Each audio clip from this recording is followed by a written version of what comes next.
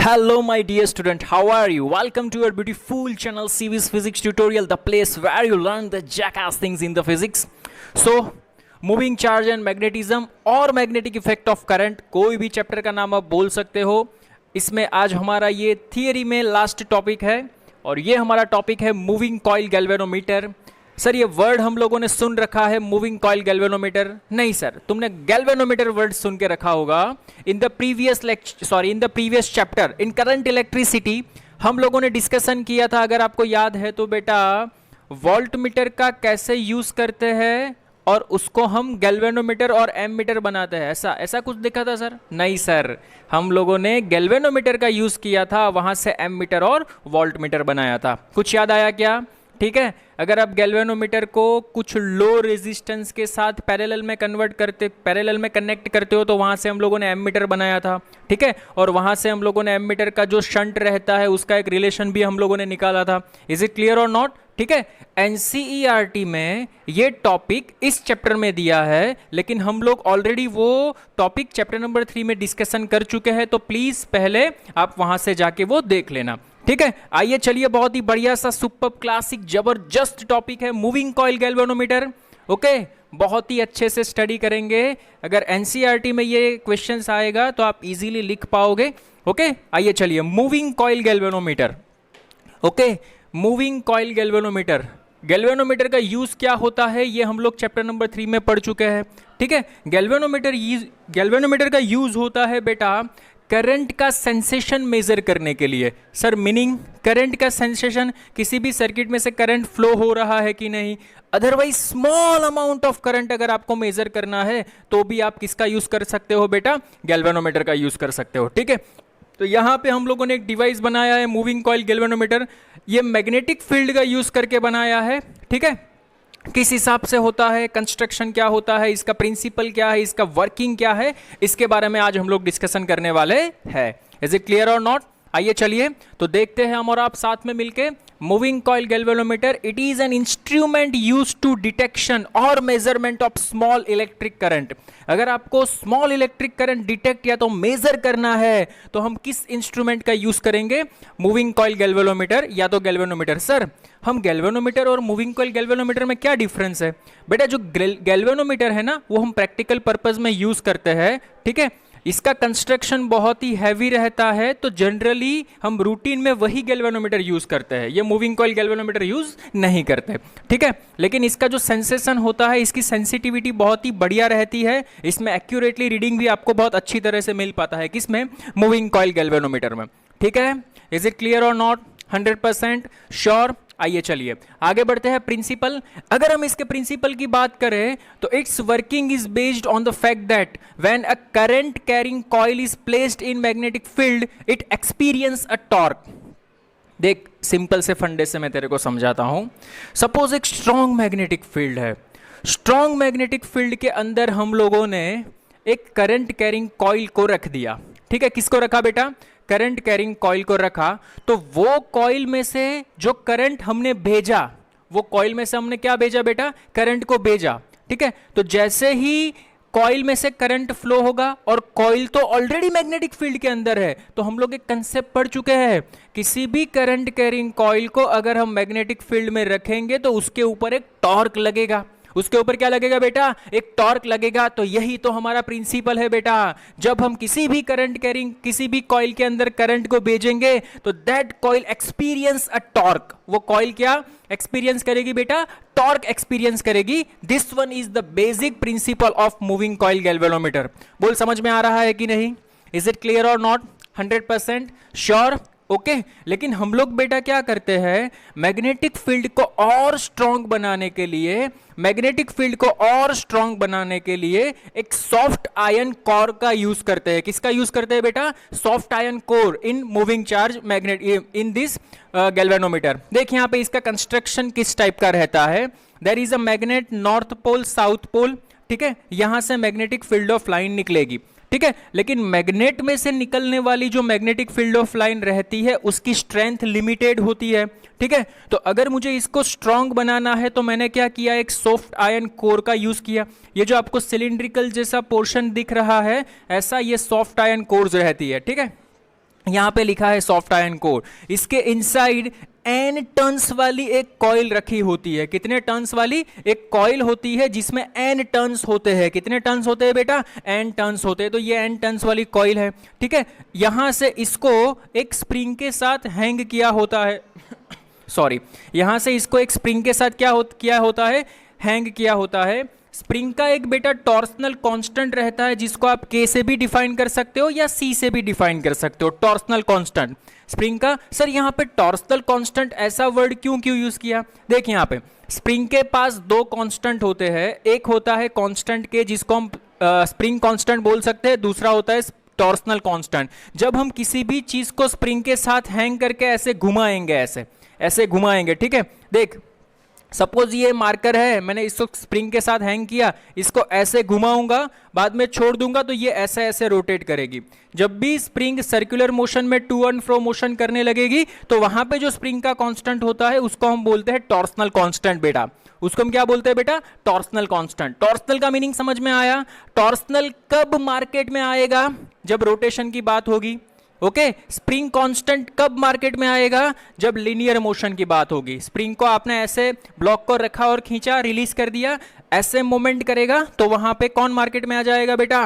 Spring constant. जब भी spring ऐसे रोटेट होने लगेगा तो कौन मार्केट में आ जाएगा बेटा? Torsional constant. बोल समझ में आ रहा है कि नहीं? Is it clear?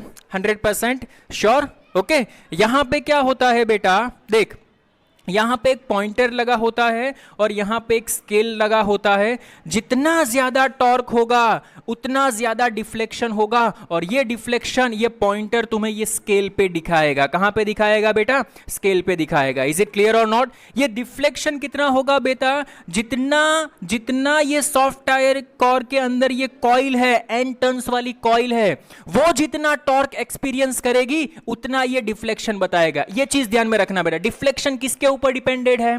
डिफ्लेक्शन किसके ऊपर डिपेंडेड है? जितना ज्यादा torque experience by a coil is equal to deflection. You understand बेटा what I am saying? That torque experience by a coil is equal to deflection. Okay, ये चीज, ये की पॉइंट है, ये पूरी थियरी का की पॉइंट ये वाला है। इज इट क्लियर और not?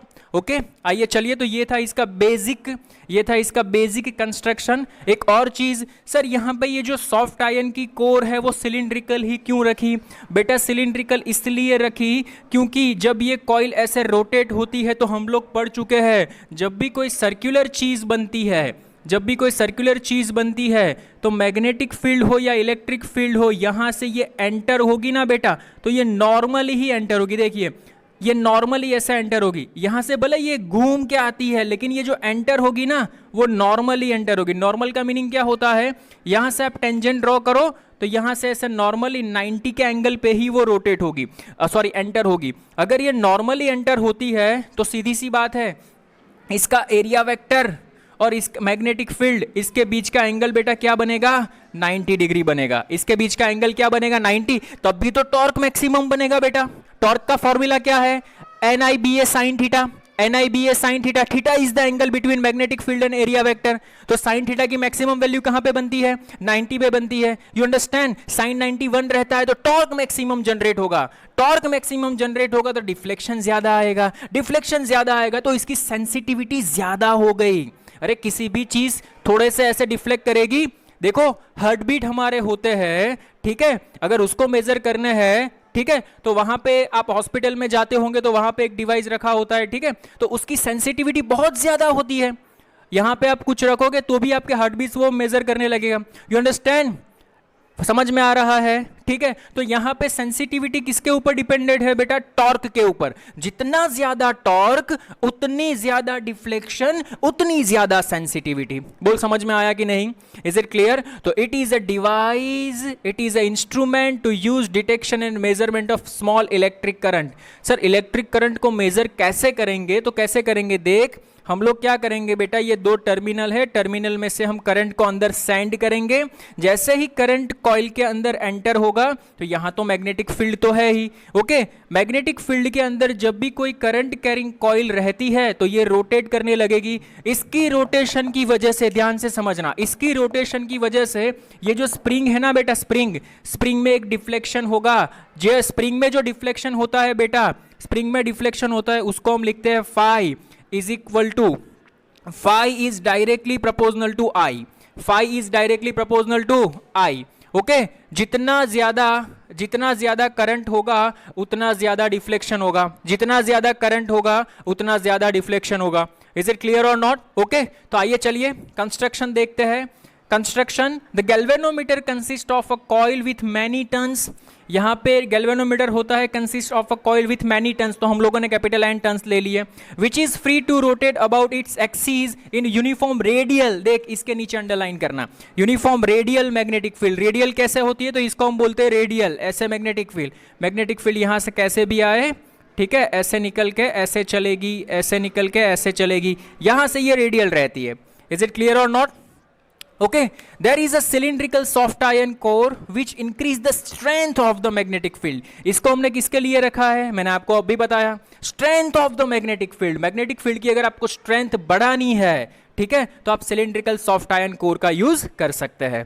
Okay, and makes the field radial. Radial बनाने के लिए भी आप सिलिंड्रिकल सॉफ्ट आयरन कोर का यूज कर सकते हैं. वर्किंग देखते हैं. देख, when the current flow through the coil, जब कॉइल में से करंट फ्लो होगा, it experience a torque, और टॉर्क का फॉर्मूला रहता है NIAB sin theta. Theta is the angle between magnetic field and area vector. मैंने आपको यहां पे बताया वो एंगल 90 रहता है, साइन 91 होता है. तो what is the torque experience by the coil? Torque is equal to NIAB. बोल समझ में आया? Is it clear? ओके, जबरदस्त कंसेप्ट है बेटा, कुछ नहीं है, एक बार समझ गए खेल खत्म. ओके, नाउ चल, टॉर्क यहां पे ये कॉइल रोटेट होगा तो इसका इफेक्ट स्प्रिंग पे होगा. तो स्प्रिंग पे कौन सा फोर्स लगेगा? देख यहां पे, the spring SP provides the counter torque. Counter torque का मीनिंग क्या होता है? कॉइल ऐसे रोटेट होगा तो काउंटर टॉर्क ऐसे लगेगा, ऐसे. You understand what I am saying? That ऐसा सोचो कि आपके पास घर पे एक झूला है और झूले के ऊपर स्प्रिंग रखी हुई है, ठीक है. झूले में आप बैठे हो तो झूले में आप ऐसे घूमोगे, बाद में अपने पैर को छोड़ देना तो स्प्रिंग आपको ये से काउंटर टॉर्क जनरेट कराएगा. You understand? I think you feel that. Okay, तो आपने ऐसा घूमे, आप ऐसा घूमे, तो बाय यूजिंग दिस टॉर्क आप ऐसा घूमे और काउंटर टॉर्क लगेगा, तो ये काउंटर टॉर्क बेटा ये वाला होगा. Torque is equal to K∅. Okay, spring में जो काउंटर टॉर्क लगेगा, स्प्रिंग में जो काउंटर टॉर्क लगेगा वो कितना होगा बेटा? K∅. इट मींस ये जो टॉर्क है उसको बैलेंस कौन करेगा? K∅. This is the key point of this theory. This is the key point of the theory. You understand what I am saying? That this torque को balance कौन करेगा? K∅ balance करेगा. Is it clear? जितना आप यहां से ऐसे घूमोगे by using this formula, उतना स्प्रिंग आपको ऐसे घुमाएगी बाय यूजिंग काउंटर टॉर्क. बोल समझ में आ रहा है कि नहीं? Is it clear? Okay, so the spring SP provides the counter torque K∅ that balance the magnetic torque NIAB. तो इसको मैं इसके साथ इक्वॉट कर सकता हूं, मैंने इक्वॉट कर दिया. Okay, where K is the torsional constant. K को हम क्या बोलते हैं बेटा? Torsional constant. और स्प्रिंग का टॉर्सनल कांस्टेंट आपको क्वेश्चन में दिया गया होगा या तो फाइंड करने को पूछेंगे. You understand what I am saying? That 100% sure? Okay, चल देख यहां पे मैंने क्या बताया, जितना ज्यादा करंट उतना ज्यादा डिफ्लेक्शन. तो मैंने यहां पे फाई को सब्जेक्ट बना दिया, is equal to NAB upon K into I. ये मुझे मिल गया प्रोपोर्शनलिटी कांस्टेंट. क्या मिल गया? Proportionality constant. ये रिप्रेजेंट करता है बेटा कि deflection produced is directly proportional to current through the galvanometer. Okay, जितना करंट गैल्वेनोमीटर में से फ्लो होगा उतना डिफ्लेक्शन वहां पे प्रोड्यूस होगा. बोल समझ में आया कि नहीं? यहां से दो टर्म हम डिफाइन करते हैं, उसमें से पहला टर्म है करंट सेंसिटिविटी और दूसरा टर्म है voltage sensitivity. Very very most IMP. This two terms are very very most IMP. बेटा ये चीज ध्यान में रखना. करंट सेंसिटिविटी किसको बोलेंगे? It is defined as the definition produced in the galvanometer, sorry, deflection produced in the galvanometer when a unit current flow through it. तो यहां से देख सकता है ये क्या है? डिफ्लेक्शन. ये क्या है? Current. Okay, what is the current sensitivity? It is the unit current पर डिफ्लेक्शन. गैल्वेनोमीटर में से जो यूनिट करंट फ्लो होने की वजह से डिफ्लेक्शन होता है, ये रेशियो को हम क्या बोलते हैं बेटा? करंट सेंसिटिविटी बोलते हैं. ठीक है, तो देख आई को डिनोमिनेटर में आने दे, तो मैं करंट सेंसिटिविटी को ऐसे लिख सकता हूं NBA upon K. You understand बेटा what I am saying that? NBA upon K. Is it clear? Okay. Similarly एक दूसरा टर्म आता है जिसको हम बोलते हैं वोल्टेज सेंसिटिविटी.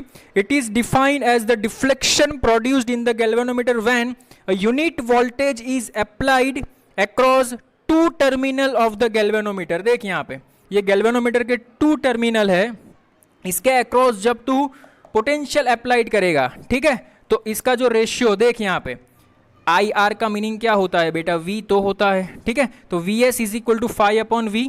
ओके, लेकिन यहाँ पे हम लोग क्या करते हैं बेटा? V is equal to I R लिखते हैं. V इज इक्वल टू क्या लिखते हैं? I are.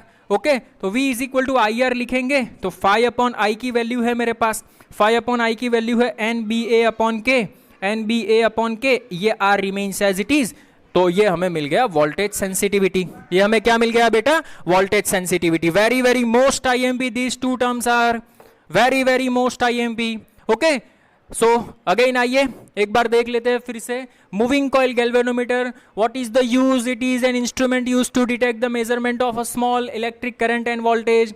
ठीक है, इसका कंस्ट्रक्शन हम लोगों ने देखा. प्रिंसिपल क्या होता है? It is based on the fact that when a current carrying coil placed in a moving magnetic field it experience a torque.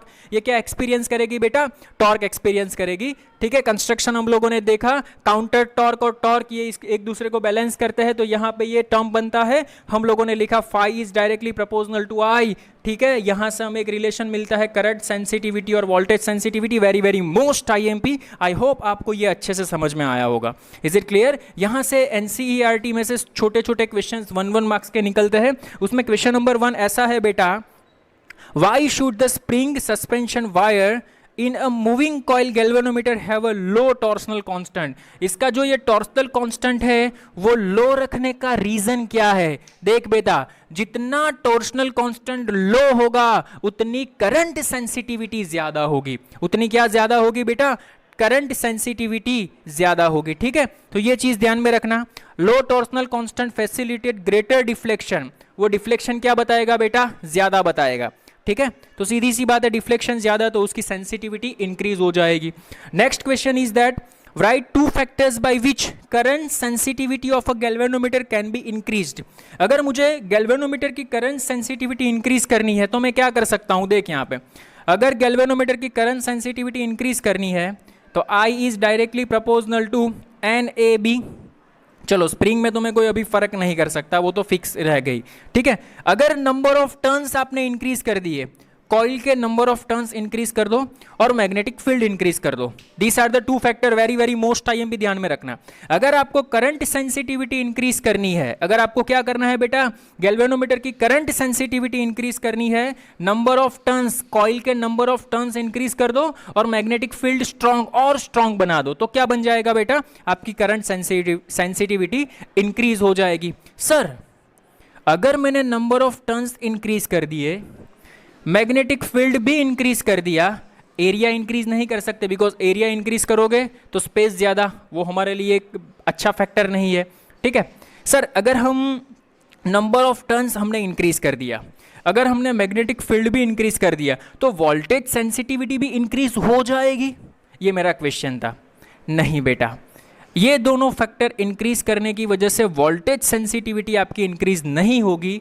Reason क्या है वो मैं तेरे को बताता हूं. देख यहाँ पे, सपोज तूने नंबर ऑफ टर्न्स कर दिए n से 2n, n से कितने कर दिए? 2n. तो जो n टर्न्स थे उसमें रेजिस्टर कितना था? R था. तो सीधी सी बात है, 2n टर्न्स में तेरा रेजिस्टर कितना हो जाएगा? 2R हो जाएगा. तो रख यहाँ पे n की जगह पे 2n, R की जगह पे 2R, 2 छम छम, फिर से यही टर्म आ गया. अरे इज इट क्लियर और नॉट? तो मोस्ट IMP 1 मार्क्स का क्वेश्चन बेटा, very very most IMP 1 marks का क्वेश्चन. सर क्या है मोस्ट IMP में? जब आपको वोल्टेज सेंसिटिविटी इंक्रीज करनी हो तो मैग्नेटिक फील्ड को बढ़ाओ और स्प्रिंग का टॉर्सनल कांस्टेंट के ऊपर फोकस करो. किसके ऊपर? Torsional constant. तो स्प्रिंग का टॉर्सनल कांस्टेंट आप क्या कर सकते हो बेटा? घटा सकते हो. इज इट क्लियर और नॉट? ये चीज समझ में आया? अगर वोल्टेज पे वोल्टेज सेंसिटिविटी इंक्रीज करनी है तो मैग्नेटिक फील्ड और के ऊपर फोकस करो। अगर आपको करंट सेंसिटिविटी इंक्रीज करनी है, मैग्नेटिक फील्ड और नंबर ऑफ टर्न्स के ऊपर फोकस करो। That's it. बोल समझ में आया कि नहीं आया? Is it clear? 100% sure? Okay sir, I hope आपको ये वीडियो लेक्चर अच्छा लगा होगा। अच्छा लगा है तो अच्छे से पढ़िएगा, एग्जाम में क्वेश्चन पूछा जाए तो लिखिएगा। Is it clear? Thank you so much. मिलते हैं नेक्स्ट टाइम। Thank you.